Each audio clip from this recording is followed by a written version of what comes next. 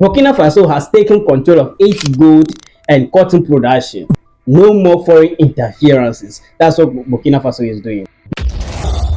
First of all, my people, Burkina Faso leadership under Captain Ibrahim Traoré is moving to tighten state control over key parts of the economy, with new steps targeting both gold and cotton sector. Why? Because in a world where African riches have long fueled foreign economies more than its own people, a new chapter is unfolding in Burkina Faso under the leadership of Ibrahim Traoré. The country is making a decisive shift, tightening state control over its gold and cotton sectors. Hear me clear, this is not just an economic policy, it's a political statement, a historical correction, and for many across the continent, a symbol of Pan-African awakening. For decades, Burkina Faso has been one of the Africa's top gold producers, yet the benefits have rarely reached the average citizen. Foreign corporations dominated extraction profits, flowed outward, and local communities were left with environmental damage and later development. Cotton, the white gold of the Sahel, told a similar story.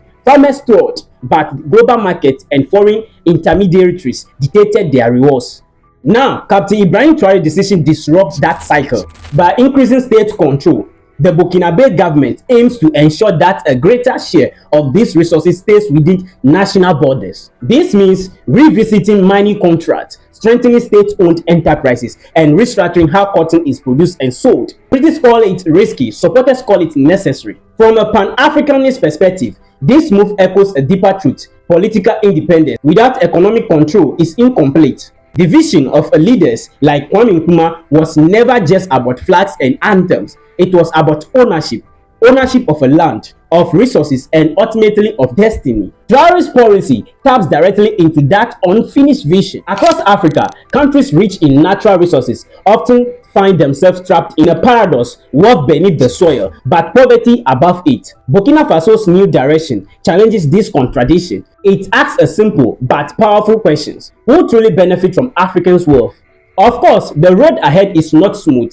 Increased state control requires strong institutions, transparency, and the ability to resist both internal corruption and external pressure.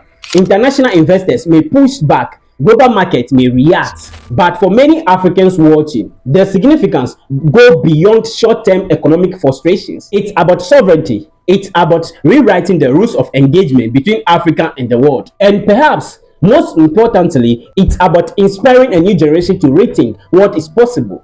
If Burkina Faso can take bold steps to reclaim its resources, what stops others from doing the same? This is why Traoré's decision resonates far beyond Ouagadougou.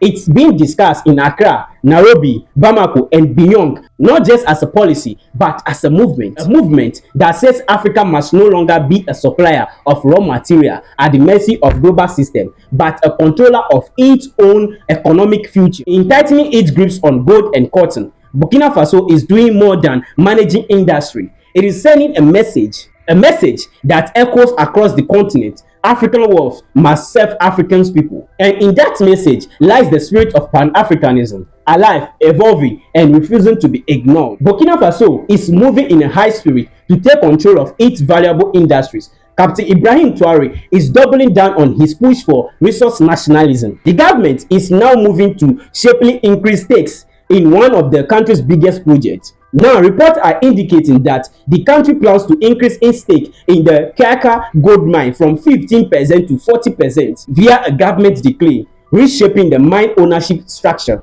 Now, listen to me very carefully. Kiaka is one of the country's biggest gold projects, and it produces 280,000 ounces of gold annually.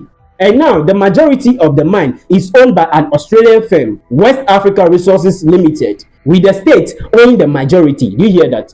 Now, this is why the administration of Captain Ibrahim Traoré is doubling down on this key production sector to reclaim what is theirs. This push is part of a broader shift under Traoré. Since 2024, new mining rules have expanded the state's role in their sectors. Now, listen to this very carefully. Gold accounts for the 70% of Burkina Faso export earnings, and now the government wants a bigger share of that revenue. Now, the strategy of Captain Ibrahim Traoré doesn't stop at owning gold. He is also targeting the field. Now, report has indicated that the government is now moving to fully nationalize its largest cotton company. and authorities have decided to take over of Safetex, the country's dominated cotton producer, which value at $600 million. This production also remains a critical pillar of the economy and often described as Burkina Faso white gold. This cotton company supports 80% of the market and millions of livelihood in Burkina Faso. Officials says a full state control of the cotton sector will allow tighter oversight and will help to stabilize the sector facing falling production and rising debt. Now, all these moves point together to a clear strategy of a strong state grip on the economy. And as we speak, the country is expanding state control across key industry to secure a larger share of its own resources. And this is not just Burkina Faso. Across Africa, governments are rethinking how their resources wealth are shared. Mali has revived its mining laws and increased state stakes to 30%. Guinea has also pushed for greater control over their bauxite and iron ore mines.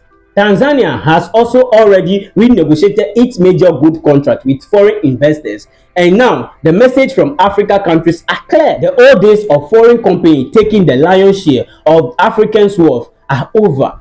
And our government now wants to control and have bigger share of their profits. But analysts say there will be a risk if the state take fully control over their natural resources, and investors will struggle to invest in their resources, and that can slow down the future capital of this economy. Now, one thing is clear, no one doubt about that, but these people are clearly sounding a message that they don't care what will happen. They are going to take fully control over their own resources. No more foreign interferences. No more foreigners taking the bigger share of their own resources. They want to control their bigger share of their own resources. Now, as other nations are doing things that others are not doing, struggling hard to take control over their minerals, over their natural resources, and get bigger share of their own natural resources profits, others are taking deportees from America. Now let's look at DRC.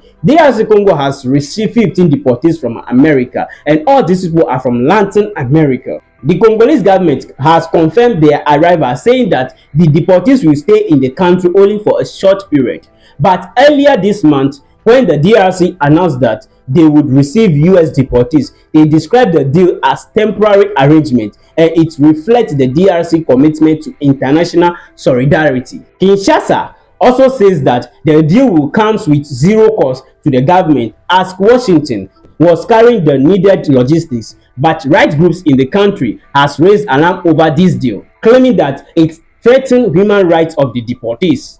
The 15 deportees are believed to have legal protection from US judges, shielding them against being returned to their home countries where they can face threats or even prosecution. Now, critics of Donald Trump's mass deportation campaign have been saying his administration is using this deportation deal to bypass US laws and ultimately sending these migrants to their home countries. However, the DRC has denied the allegations, saying that no automatic transfer of deportee is planned and each will be reviewed as per Congolese law. Despite the government promises, local civil society groups are highlighting the red flags in the deal. The Congo already faces too many challenges.